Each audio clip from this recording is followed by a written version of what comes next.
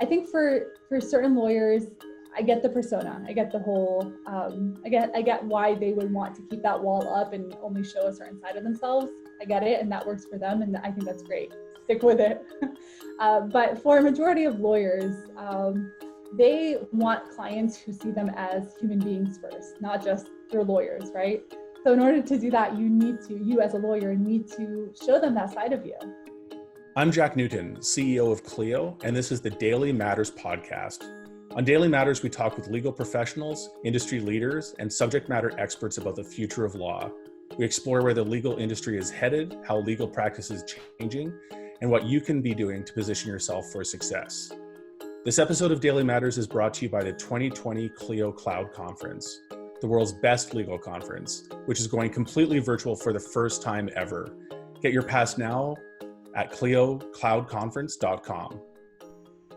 Today's guest is Nicole Abboud. Nicole is a former lawyer who is a business development associate at WordRake, a national speaker, and an award-winning content creator.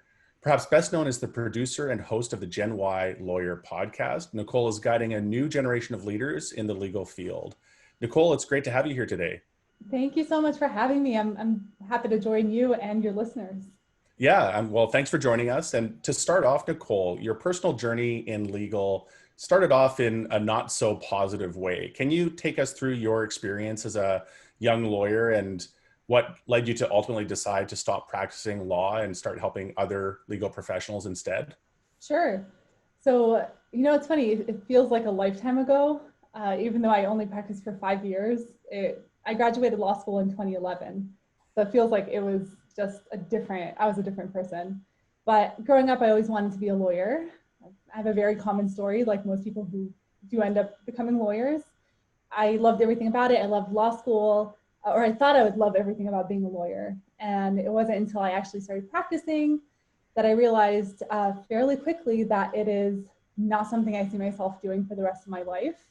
I didn't really enjoy the work itself as much as I thought I would.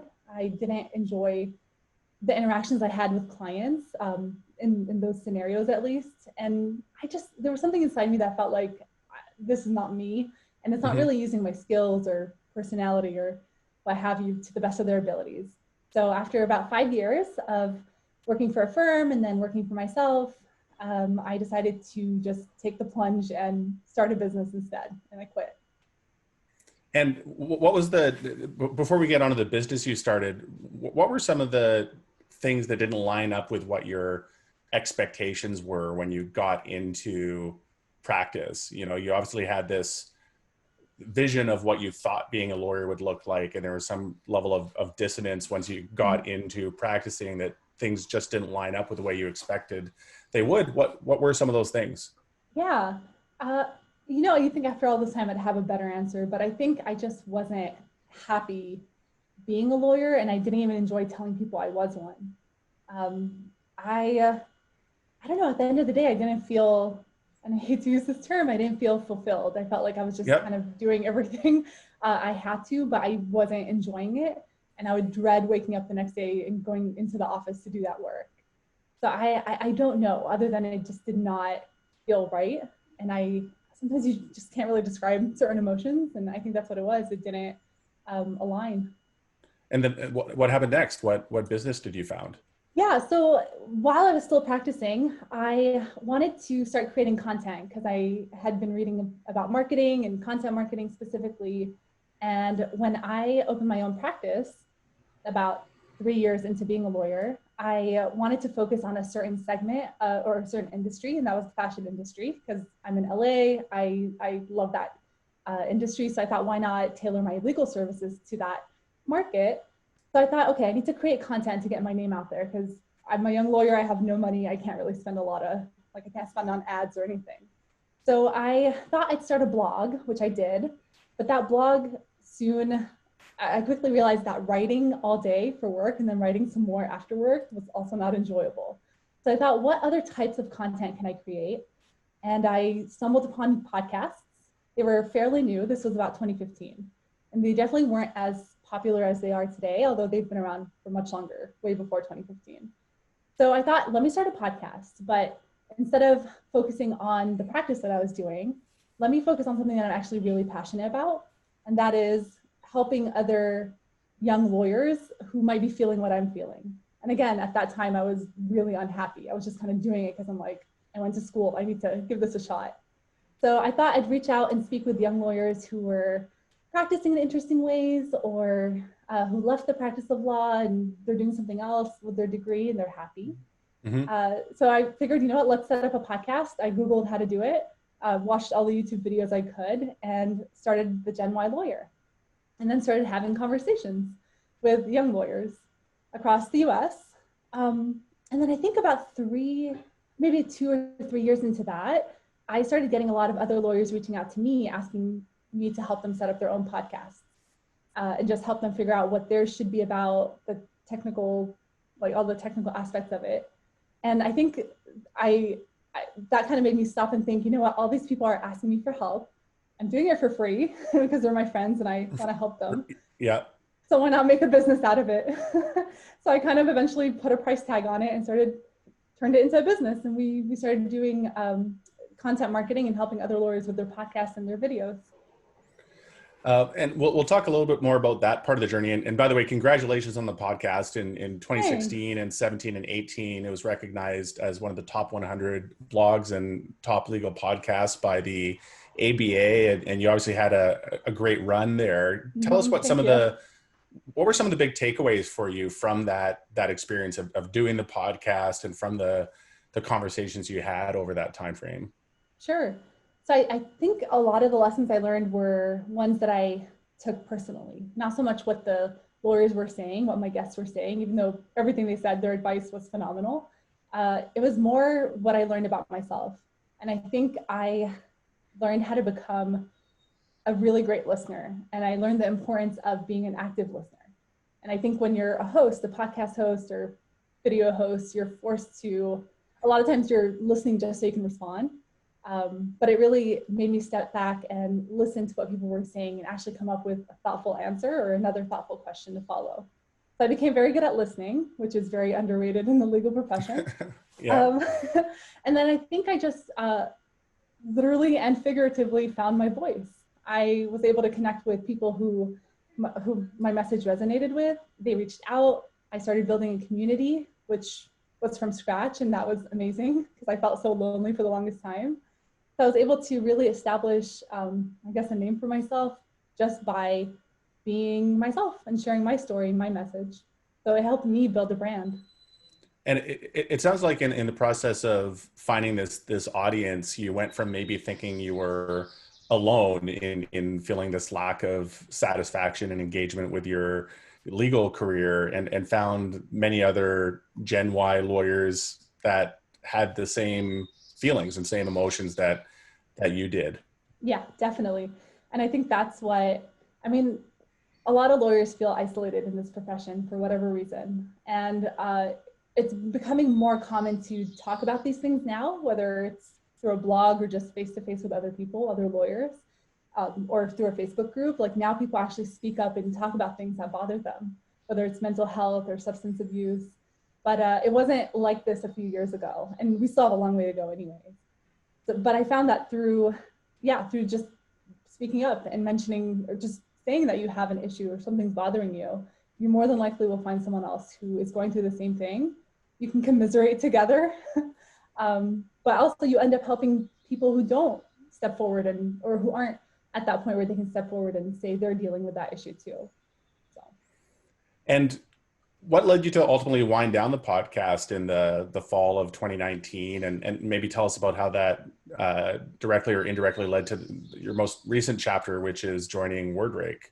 Yeah, it's still a little sad when I think about it, but so after about 4.5 years, I just felt like I had a lot of amazing conversations. I had all the conversations I think I needed at that point, and it just felt like a good time to just end it, to end the show.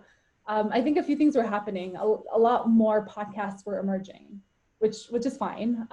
It's definitely good to be already established. So we had a listener base, but I think I started seeing a lot of very similar conversations happening out there. And I thought, you know what, I've given this podcast everything I had creatively. I've met a lot of amazing people. I've grown, I've changed myself and where I was in life. And it was just a good time to walk away on a high note. Sometimes you just have to kind of wrap things up, right? So it was a good time. That's right. Back to the Seinfeld frame of mind. Leave on a high note. Leave them wanting more. There you go. I always appreciate a good Seinfeld reference. And uh, tell us about your latest adventure, which is joining WordRake. Yeah, and it is quite an adventure. So I still had Abboud Media, which is the business. I still had podcasting clients that we were producing shows for, even after my podcast ended. But earlier this year, this 2020, I got the feeling that I really wanted to be part of a team again. I had worked alone. I had independent contractors when I was running the production company, but I really wanted to be part of a company. And I think I speak about leadership so often, but I'm not really in a company to see how it works from the inside out. I can only guess how it's working based on what I see. So I really wanted to dive in and see what great leadership looked like from the inside out. So I was on Twitter and I happened to see Ivy Gray, who is my supervisor now. She posted that there was an opening and I thought, perfect, this is a great opportunity. It's a good timing. And this was earlier this year. And I saw that it was remote work. So this was before everyone started working remotely because of coronavirus. And because I'm pregnant, I knew I wanted to work from home. Congratulations. So, thank you. Yeah, I'm almost there. So I applied, and because it was Ivy, I knew I wanted to work with her. She has an amazing reputation. It precedes her. I knew she'd be a great leader to watch and emulate, but also just to learn from as a mentor. So I applied and I didn't think I'd get it, but I got it. I started. Congratulations. And coincidentally, we had Ivy on the show earlier this week. That's right. And heard a little bit about what WordRake does. Very cool technology, very cool service. Yes. Can you tell us a little bit about what resonated about what WordRake's doing and maybe the opportunity that you saw to have impact at a legal tech company? Sure. So WordRake, for those who might not have listened to our episode just yet, although they should go and listen, it is an add-in for Microsoft Word, and it helps you write better by helping you edit your writing, basically. It clarifies, it removes redundancy, all that great stuff. So for me, I saw this tool as what it is, right? It helps you edit, that's great. But I saw it as something that can be used for a greater purpose, especially by lawyers. And for me, it's not so much the editing, it's more of zooming out and looking at communication in general. So how is it that lawyers and professionals communicate? A lot of it is done through writing, right? Through our briefs, through our emails, our blog posts, even our social media posts. All of that is written and it's all representative of our thoughts, right? So I saw this tool and I thought it would be so great to be able to introduce more lawyers to it and get them to clarify what they're trying to say, help them get their message out there. So while I helped do that through podcasting with the production company, I feel like this is very similar. It's just more of a writing tool. It's helping them clarify what they're trying to say, their message through writing. So, and because it's a business associate or business development associate position, I mean, that was perfect for me. I knew I'd be reaching out and meeting new lawyers and just talking to people all the time, which I love doing. So yeah, it was a great opportunity to combine my love for communication, I guess, and helping lawyers just be better at what they do.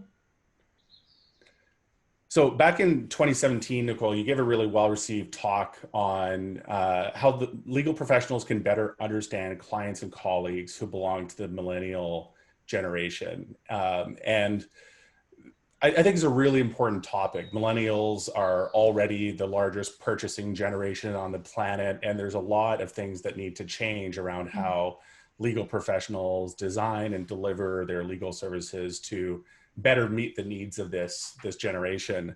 Can you share some of the highlights from your Clio Cloud Conference talk, and in the intervening 3 years maybe as well, that it feels like a lifetime ago? Are there some new insights or some new dynamics around working with millennials that you think you would factor into the talk if you were to give it again? Hmm. So I tried thinking back to that talk, and I probably should have just gone back and watched it. It's on YouTube. But I think not, interestingly enough, not a lot has changed, or it hadn't changed up until the pandemic. And I was thinking about how us working from home, or more people, more lawyers working from home, really not just affects the legal profession overall, but how it really affects millennials specifically. And I think a lot of what I talked about in the presentation a few years ago are finally being implemented, even if it's by force by many law firms. But I talked about how millennial lawyers, your millennial associates, really look for flexibility and autonomy in their work schedules, and they're looking for constant feedback, open communication with their employers. That's really what makes them thrive. And I think the third thing I talked about was how employers should really pay attention to what's happening in the millennials' lives outside of work, and see how they can not so much accommodate it, but take it into account when they're helping them, or making decisions towards them. So I noticed that a lot of those things are being applied now that we're all kind of working from home. It's more common, but we do have that flexibility that we've been seeking. We've always said that we can work from anywhere. It doesn't really have to be from an office. When I say we, I'm of course speaking on behalf of every millennial out there. But in that open communication has come to the forefront now that we have video and email to communicate through, because we don't see people face to face. So a lot of those things have kind of been at the forefront now, because now that we have to, these are the ways we're communicating. But I think in terms of the third thing that I talked about at the presentation, which is take into account what's happening in millennials' lives outside of work, that's where I see some millennials currently struggling, some millennial lawyers struggling, or millennials in general.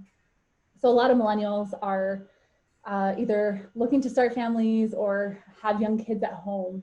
And I think we all know the struggle of parents who are trying to work from home, trying to parent, trying to run everything run a household at the same time, and how hard that's been now that kids aren't really going to school. So I think that's something that, that's kind of a negative thing that has happened because of one of many negative things that have happened because of the pandemic. Right. But as an employer, keep that in mind when you're working with your millennials. Be as flexible as you can to kind of accommodate the fact that they do have young kids at home, and they're juggling all these things. But yeah, a lot of the things have changed, thankfully. And maybe there's two lenses to look at that question through. First, as you mentioned, if you're a law firm employing millennial lawyers, or just millennial staff in general, what are some of the accommodations? What are some of the tools that you might use to better leverage and accommodate that generation? And Right. if you're a law firm catering to millennials as clients, it's kind of a separate basket of considerations. So you mentioned some of the things you're seeing that have been positive progress on the law firm side. Can you just walk us through what some of the accommodations you've seen work effectively, or some of the ways of working that have been well received by millennials? And some of those may, as you pointed out, have been kind of foisted on us thanks to the COVID-19 crisis, but maybe looking even at how things had changed over the last few years pre-COVID, were things moving in a direction that gave you optimism? And then what did COVID help accelerate maybe? Right. So keep in mind, a lot of the millennial lawyers that I spoke with and whose stories I listened to were either solo or small firm lawyers. So I'm not sure I can speak to what big law looked like or how they accommodated or didn't their millennial lawyers. But I know for a lot of the solo practitioners or those at small law firms, they were looking to implement technology that allowed them to stay connected even when they were at home or wherever it is they were working from. Same thing during COVID times. They are using various tools online, not just the basics of email and text messaging, but it's everything from video chatting to software like Zoom to communicate with clients. I see a lot of millennial lawyers having a lot more FaceTime with their clients because they're easily accessible through their phone, through email, through whatever video platform they're using. I think a lot of them have implemented software that allows them to access their documents as well. I imagine the same for Big Law, anything that allows them, like the cloud, anything that allows them to access whatever they had in their office, just replicate that at home, easily accessible. But yeah, I think it's really technology. That's what they're relying on, right? Like how can they replicate that office feeling, that at home, and make sure that the experience is seamless for the client, because the client doesn't really care on their end how it is that they can reach their lawyer. They just want to be able to reach them, know what's going on with their cases. And do you think from the client perspective, there's significant changes in how you want to approach interacting with a client that's a millennial as opposed to one that isn't? Yeah, I think the major thing is keeping communication channels open with clients, and that applies for a lawyer of any age, really, of any generation. So either having some kind of online portal for clients to be able to access their own information, if you're the type of lawyer who doesn't want to necessarily respond every time someone emails you, you can just have some kind of online, like I said, portal where people can go check on their cases. But I think being available is very important, and that looks different for every person. When I say that, I don't mean be available 24/7, but definitely be more available than just 9 to 5.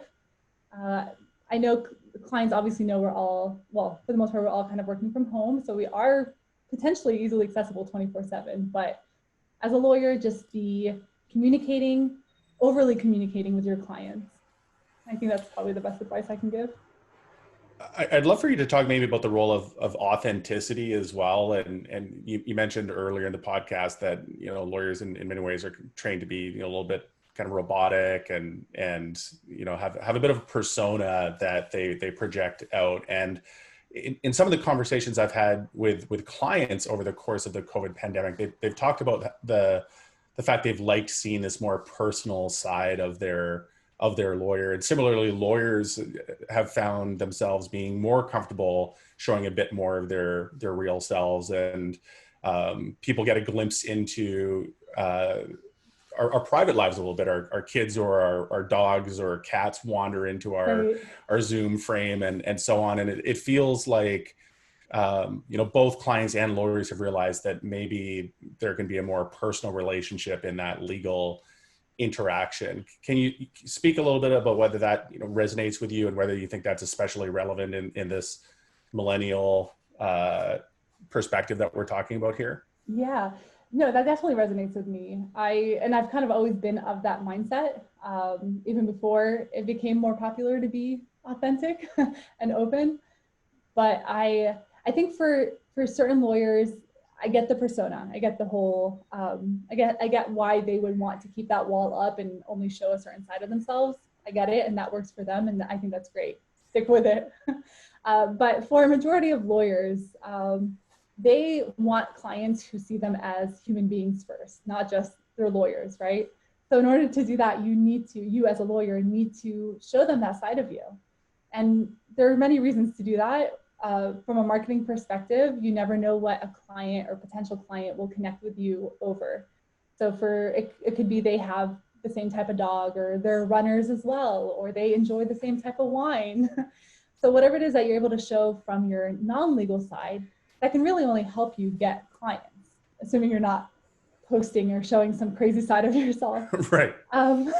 But yeah, clients want to work with other human beings. They want to know that you are competent, which of course you got to walk the walk as well.